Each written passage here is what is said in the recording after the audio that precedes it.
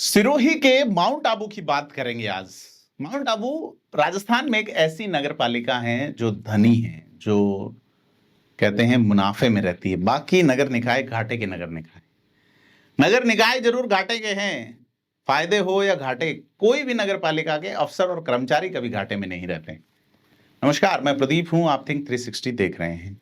आज बात करेंगे कि किस तरह से एक पत्रकार को माउंट आबू नगर पालिका के परिसर में बेरहमी से पीटा गया, निलंबित कर्मचारियों द्वारा, जिनका मुख्यालय सिरोही था। लेकिन अब जाति जाति का खेल खेला जा रहा है।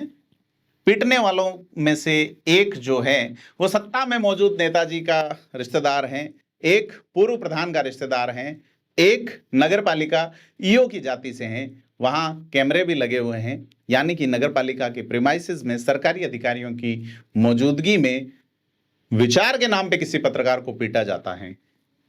आप उनसे सहमत असहमत हो सकते हैं, उस पर अगर वसूली का आरोप है तो उसकी भी एक प्रक्रिया है, तय प्रक्रिया है। मैं अक्सर कहता हूं कि इस हिंदुस्तान में अब प्रक्रियाओं का मतलब नहीं, प्रतिक्रियाओं का मतलब नजर आता है कि जिस तरीके से बेरहमी से इस पत्रकार को पीटा गया, इसकी ओर से मुकदमा भी दर्ज करवाया गया अपने लोकतांत्रिक अधिकारों के तौर पे। और जब मुकदमा दर्ज हुआ है तो इसमें फिलहाल तक कोई कार्रवाई नजर नहीं आ रही है।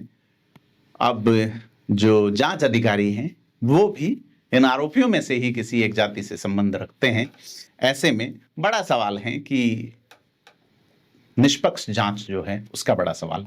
माउंट आबू में पत्रकारिता बड़ी सवालों के घेरे में रही है। वहां मूल निवासी जो माउंट आबू के आदिवासी लोग हैं वो लोग ज्यादातर सवाल नहीं करते, वो प्रतिक्रिया भी नहीं देते हैं। वो प्रकृति से जूझ रहे हैं, पेट भर लेने की जुगत उनके लिए बड़ी है। वो आपको कहीं भी कच्चे आमों की कैरी को काट के उस पर हल्की सी मिर्च और नमक लगा के आपको बेचते हुए दिखेंगे। उनको घर की छत बनाने के लिए उनकी कई पीढ़ियां गुजर गई, लेकिन यह जो नगर पालिका के अधिकारी कर्मचारी हैं लूटते हैं उनको। लेकिन बड़े बड़े होटल खड़े हो गए, हमने आपको पहले भी बताया, जिस तरह से लिमड़ी कोठी वाला मामला हुआ। यहाँ एक पूर्व सांसद तो ये कहते भी नजर आए कि बीजेपी कांग्रेस से मतलब नहीं, हमारा भी उनसे काम पड़ता है, इसलिए हम यहाँ नगर पालिका ईओ की जो पोस्ट हैं वो लाखों करोड़ों का मामला है, बड़ी वसूली है। और यहाँ कर्मचारी होना ही अपने आप में एक माना जाता है कि 7 पीढ़ियों की व्यवस्था हो गई है। लेकिन सरकारी अधिकारियों की मौजूदगी में सरकारी प्रीमाइसेस में किसी पत्रकार को, जिसे लोकतंत्र का चौथा स्तंभ कहा जाता है, उसको इतनी बेरहमी से पीटना और उसके बाद उस पर कार्रवाई नहीं होना बड़ा सवाल उठाती है कि यहाँ कद्दू कटता है तो सब में बढ़ता है। यहाँ बड़ा सवाल है कि नगर पालिका ईओ, जिन पे हमारे पास कुछ दिनों पहले यहाँ एक महिला आई थी और उन्होंने अपने इंटरव्यू में भी कहा था कि किस तरह से वो उनके पक्ष में दिए हुए एक फैसले की पालना कराने में भी कलेक्टर के आदेशों के बावजूद रुचि नहीं दिखा रहे हैं। तो यह एक आज कुर्सी पे बैठे हुए व्यक्ति की बात नहीं है, हमेशा से ही ऐसा माउंट आबू में होता रहा है। क्योंकि यहाँ पे जो फाइनली जो पीड़ित हैं वो यहाँ की प्रकृति है और उस प्रकृति से जुड़े हुए आदिवासी है। बीच के जो बाद के लोग नजर आते हैं वो लगभग सब वसूली भाई जैसे ही काला टीका और काले कपड़े वाले लोग नजर आते हैं।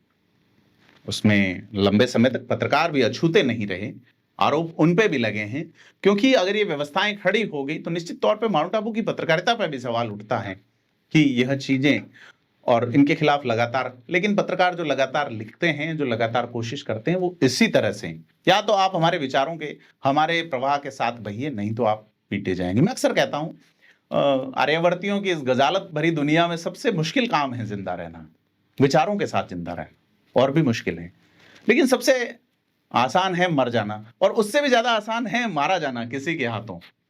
और उसमें अगर आपकी जातिगत व्यवस्थाएं बैठ जाती हैं, आपके पास सत्ता के पावर की व्यवस्थाएं बैठ जाती हैं, तो आप निश्चित तौर पे बड़ा अधिकारिता रखते हैं किसी को भी पीट लेने की, अपने कानूनों को हाथ में ले लेने। तो इस पत्रकार के साथ हुई मारपीट में फिलहाल तक प्रशासन ने किसी तरह की कार्रवाई नहीं की है। उसके साथ लूट भी हुई है, लेकिन सुनने में आ रहा है कि गिरफ्तारी हम दिखा देंगे, आप लूट वाली धाराएं वापस ले लीजिए।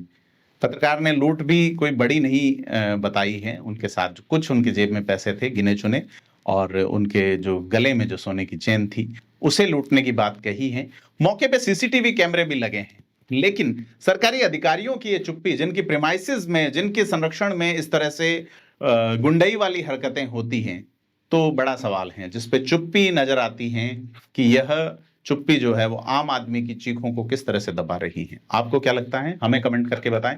वीडियो को लाइक शेयर करें। धन्यवाद।